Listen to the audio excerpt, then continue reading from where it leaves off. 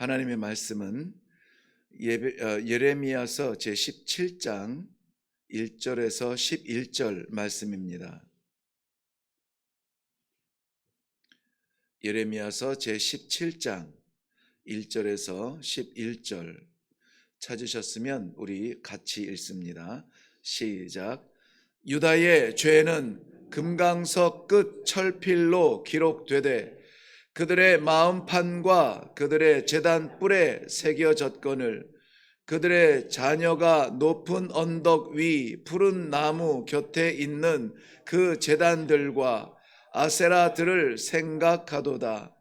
들에 있는 나의 산아, 내 온 영토의 죄로 말미암아 내가 내 재산과 내 모든 보물과 산당들로 노략을 당하게 하리니 내가 네게 준 내 기업에서 내 손을 뗄 것이며 또 내가 너로 하여금 너의 알지 못하는 땅에서 내 원수를 섬기게 하리니 이는 너희가 내 노를 맹렬하게 하여 영원히 타는 불을 일으켰음이라.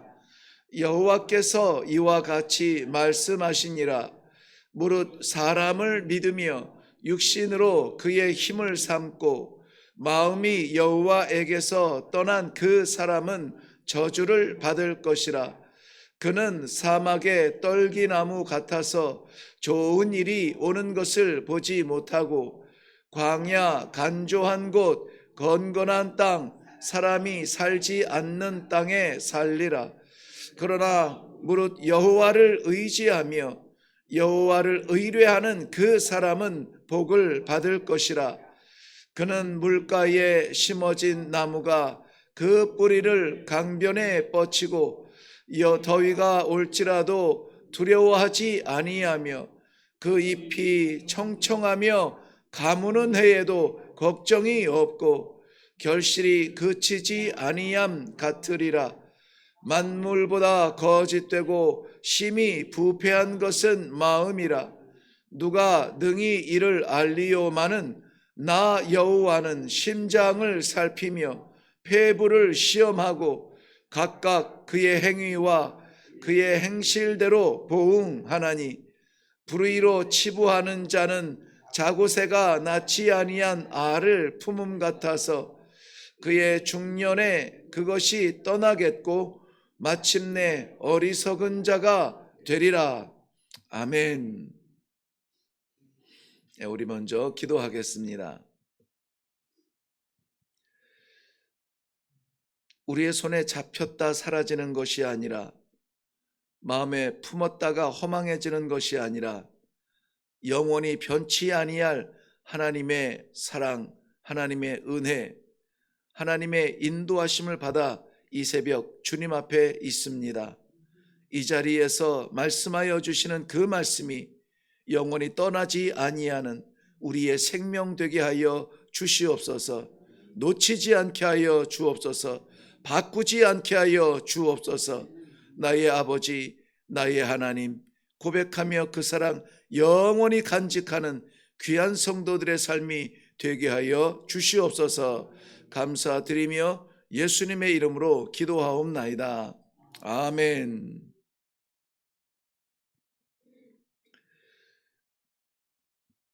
여호와라는 이름에는 그 언약이라고 하는 말씀이 배경이 됩니다. 그래서 여호와를 나의 하나님으로 섬긴다라고 말하는 그 백성은 그 언약을 붙들고 있다라는 말씀과 같습니다. 그래서 성도는 무조건 하나님 안에 여호와의 이름을 붙들고 하나님 안에 있어야 합니다. 그 말씀은 언약 안에 있는 사람이라는 것입니다. 오늘은 두 가지 사람을 이야기하는데요. 하나는 언약 밖에 있는 사람과 언약 안에 있는 사람의 이야기입니다. 먼저는 하나님께서 이스라엘 백성, 택하신 백성과 친히 맺으신 그 언약을 돌판에 새겨 주셨는데요. 우리 출애굽기 15장에 기록된 대로 시내산에서 하나님이 친히 돌판에 새겨서 변함도 없고 변질도 되지 말아야 할 언약을 새겨 주셨습니다. 이 언약은 쌍방간의 언약이 아니라 일방적 언약입니다. 백성들이 무엇을 할 수 있는지, 백성들의 형편이 어떠한지 이야기도 듣지 아니하시고 하나님께서 일방적으로 정하시고 돌판에 새기셨습니다. 그것은 두 가지 의미인데요. 하나는 변치 아니할, 사람은 다 변하죠. 하다못해 우리는 나이도 변합니다. 세월이 갈수록 우리는 청년에서 노년으로 변할 수밖에 없는 유한한 존재입니다. 그런데 하나님은 변하지 아니하세요. 이 언약은 변하지 아니할 것이다 라는 것이죠. 그리고 또 하나는 사람의 형편에 따라서 있지 않고 하나님께서 다 아심으로 정해 주신 그러한 언약입니다. 그러므로 하나님께서 돌판에 새기셨다라고 하는 뜻은 변치 말아야 될 것을 새겨 주셨는데요. 우리는 잘 아는 대로 이것을 10가지로 구별하셨지만은 예수님께서 마태복음 22장에 이것을 설명하실 때에는 두 가지로 이렇게 설명해 주셨습니다. 뭐냐면 하나님을 사랑하라. 그리고 둘째는 이와 같으니 내 이웃을 내 몸과 같이 사랑하라 하는 것이었습니다. 그리고 하나님께서 이렇게 이것을 영원토록 변치 않게 돌판에 새기셨다면 그의 백성은 이것을 마음판에 새겼어야 했다라고 오늘 본문 말씀은 이야기하는 것입니다. 하나님께서 주신 그 언약을 우리 마음판에 새겼어야 되는데 하나님의 백성 유다로 불리워지는 예루살렘 중심으로 한 그의 백성들은 이 마음판에 하나님의 언약을 새기지 못했습니다. 이 마음판이라고 하는 것은 잠언에 보면은 3장 3절에 그 마음판에 새겨야 될 것을 두 가지를 말씀하고 있는데 인자와 진리예요. 인자와 진리는 우리 것이 아닙니다. 둘 다 하나님의 것이에요. 그런데 우리의 마음판에 새기래요. 뿐만이 아니라 7장 3절에도 잠언 7장 3절에도 우리의 마음판에 새겨야 될 것을 말씀과 명령이라고 말씀하고 있어요. 말씀도 우리 것이 아니고 명령도 우리의 소원이 아닙니다. 말씀은 우리 하나님께서 그의 백성들에게 인생의 날마다의 빛처럼 등불처럼 주시는 그러한 인도하심이에요. 그것을 마음판에 새겨야 했고 하나님께서 주시는 명령을 무조건 마음판에 새겨야만 했습니다. 우리가 얼마나 중요한 것을 하나님 앞에 아뢰는지, 얼마나 자주 아뢰는지, 얼마나 정성으로 아뢰는지, 소를 바치는지, 염소를 바치는지 이러한 우리가 바치는 게 중요한 것이 아니에요. 하나님의 명령대로 하느냐 하는 것이 중요한 것이었어요. 아무리 이 제단에 바친다고 바치는 모든 것을 하나님이 개걸스럽게 다 받는 것은 아니에요. 심지어는 제사장이 제사를 드리겠다고 불을 붙여도 하나님께서 명령하신 불이 아닌 불을 드린 그러한 제사장은 하나님께서 목숨을 거두셨어요. 이만큼 중요한 거예요. 하면은 하고 말면 말고가 아니라 하나님께서 주신 명령은 마음판에 새겨야 되는 것입니다. 이 명령은 우리를 거북하게 만드는 것이 아니라 살 길을 안내하는 거예요. 여러분, 이 전쟁 같은 삶을 살아가면서 하나님의 말씀의 인도하심은 우리를 붙들어 매는 수갑 같은 그러한 올무가 아니라 우리가 살 수 있도록 인도하여 주시는 하나님의 사랑의 음성이라고 하는 사실을 우리는 날마다 감사하며 또 그 감사 가운데 나아갈 수 있어야 될 줄로 믿습니다. 유다 백성들이 그 마음판에 하나님의 이 언약을 품지 못하고 인자하심이나 진리나 약속이나 말씀이나 명령 이 모든 것은 다 언약적인 의미가 있죠. 그런데 이 마음판에 새기지 못하고 오늘 말씀에 보면은 그 마음과 제단 뿔에 저들의 죄를 새겼다라고 말하고 있습니다. 1절 말씀에 한번 보시겠어요? 유다의 죄는 금강석 끝 철필로 기록되되, 하나님께서 돌판에 새긴 것처럼 이 철필로 기록되었다니 이 바꾸기 어렵겠어요? 그들의 마음판과 그들의 제단뿔에 새겼거늘 저들이 새긴 것이 무엇이냐면 저들의 죄를 새겼다, 이렇게 기록되고 있습니다. 자신이, 유다가 이 죄를 마음판에 새겼으니 그 결과 계속 따라오는 2절 말씀에 계속 이어지는 말씀입니다. 그 결과 그들의 자녀들은 무엇을 새길 것이냐? 그들의 마음판에도 우상의 제단들과 아세라들을 생각하게 되었다라는 것입니다. 여기 두려운 말씀이 있는데요. 우상의 제단도 그렇지만은 아세라도 마찬가지인데요. 우상의 제단들과 아세라들을 새겼다. 이 복수적인 의미를 기록하고 있습니다. 우리가 이번 한 번만, 요것만, 하나님도 내 사정 아시니까 이것만이라고 타협하는 그 한 가지는 결코 하나에서 끝나지 않습니다.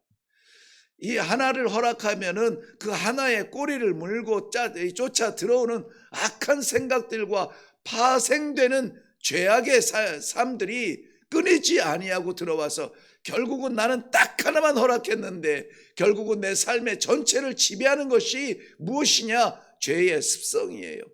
그래서 여기에도 보면은 우상의 제단들과 아세라들을 생각하게 되었다. 누가?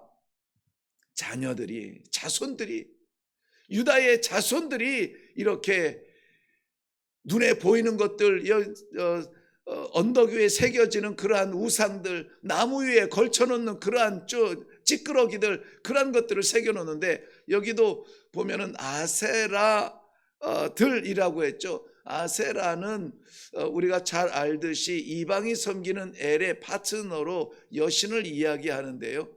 아세라는 아세라상인데 아세라들이라고 했어요. 이것은 아세라라고 하는 형상을 저들이 알지를 못해요. 그래서 이 목수가 깎는 모양이 아세라 여신이고 여신의 모양을 파는 거니까요. 깎는 것이 나타나는 현상이 아세라, 이것이 아세라다 그러면 아세라 여신이에요. 또 저 다른 지방에 가서 그 지방에 있는 은장생이 이렇게 여신을 새겨놓으면 이것이 아세라다 하면 이것이 아세라인 거예요.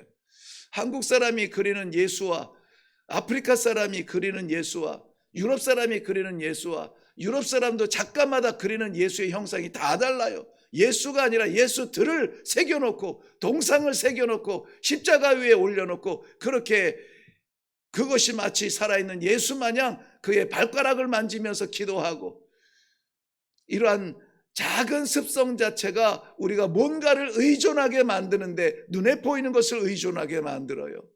우리가 붙잡을 만한 것을 신뢰하게 만듭니다. 하나님은 우리의 눈에 보이지 아니하시지만 우리의 심령에 살아계시며 오늘도 내 생각을 지배하여 주시는 살아계신 하나님인 줄로 믿습니다.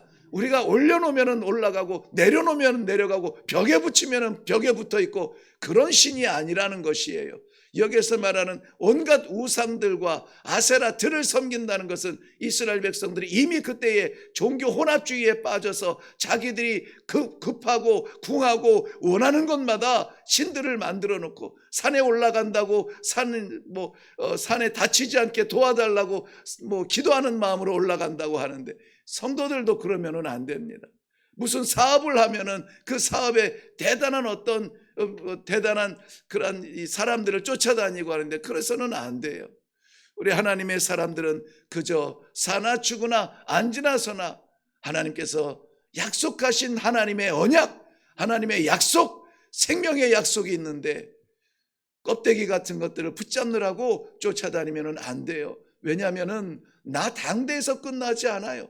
유다의 죄가 그들의 마음판과 제단 뿔에 새겼는데 그들의 자녀들이 종교 혼합에 빠져서 이 아세라 신들과 우상 신들을 쫓아다닌다고 그렇게 기록하고 있어요.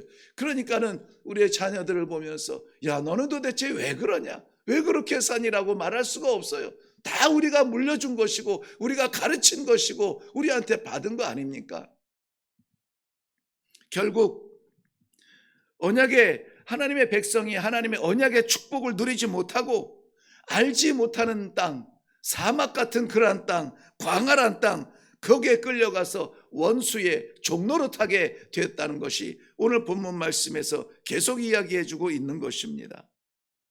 하나님께서 주신 언약인데요, 하나님께서 세상을 사랑하지만 다 이 태어나는 모든 사람들을, 그리고 세상에 존재하는 모든 것을 사랑하는 것이 아니라 예수 그리스도의 십자가를 바라보고 그것을 붙들고 아멘 주 예수여, 나의 구세주 예수 그리스도를 믿습니다, 주의 보혈을 믿는 그 백성을 사랑하는 것이고, 사랑하는 백성은 한 영혼도 놓치지 아니하고 구원하시는 것이 하나님의 언약이에요. 하나님의 언약에는 이스라엘 백성들에게 명령하시고 말씀하셨듯이 복과 저주가 담겨져 있습니다.